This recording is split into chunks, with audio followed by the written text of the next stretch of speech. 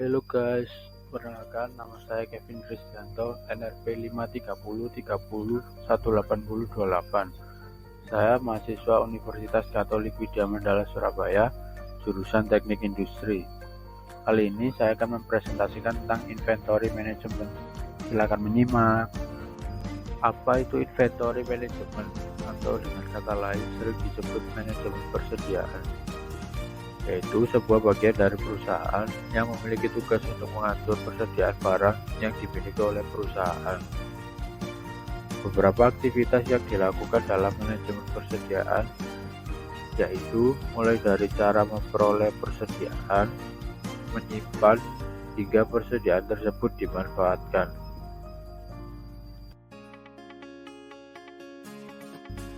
Hal yang dilakukan manajemen persediaan: yang pertama yaitu memastikan persediaan cukup. Yang kedua yaitu efisiensi biaya persediaan. Yang ketiga yaitu memastikan persediaan digunakan secara optimal. Fungsi inventory management: yang pertama mengantisipasi kekurangan persediaan. Yang kedua mengantisipasi pesanan persediaan ternyata tidak sesuai dengan kebutuhan. Yang ketiga, berjaga-jaga jika persediaan yang dibutuhkan ternyata tidak ada di pasaran. Yang keempat, menjamin lancarnya proses produksi.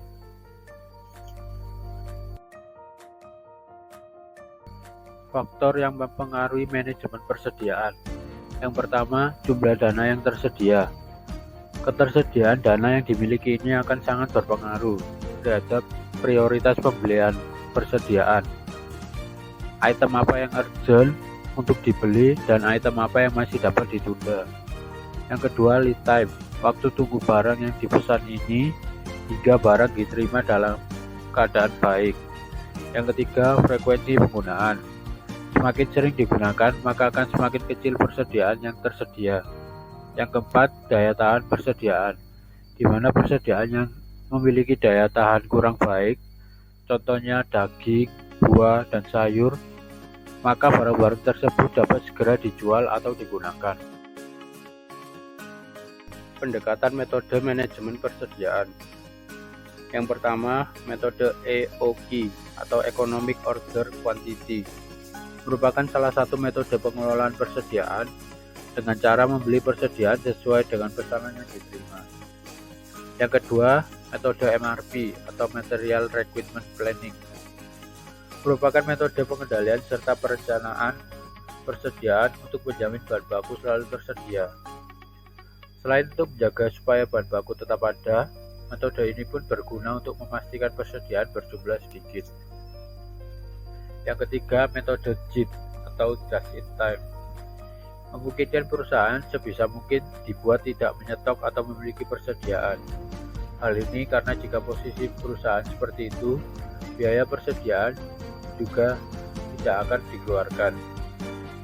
Yang keempat, metode analisa ABC.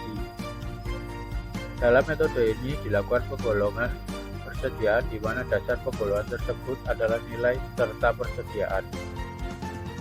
Nilai adalah nilai total dari persediaan, bukan harga persediaan per unit. Setiap item persediaan akan diberikan label sesuai kelasnya masing-masing. Ini dilakukan karena setiap persediaan diperlukan berbeda. Yang kelima, metode periodic review. Dalam metode ini memungkinkan dilakukan pemesanan persediaan bahan dalam jarak waktu yang sama. Jadwal pesan barang sudah terjadwal secara rutin, jadi manajemen keuangan dapat memperkirakan berapa pengeluaran yang dibeli untuk membeli bahan baku tersebut.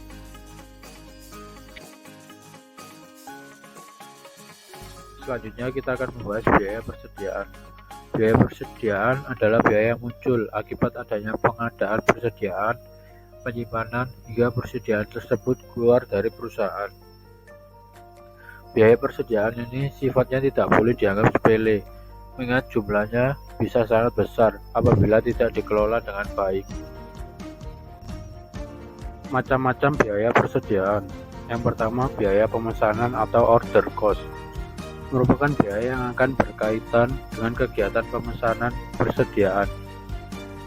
Biaya pemesanan ini biasanya mencakup seluruh biaya yang dikeluarkan mulai dari pertama kali order hingga barang yang dipesan tersebut tersedia di gudang.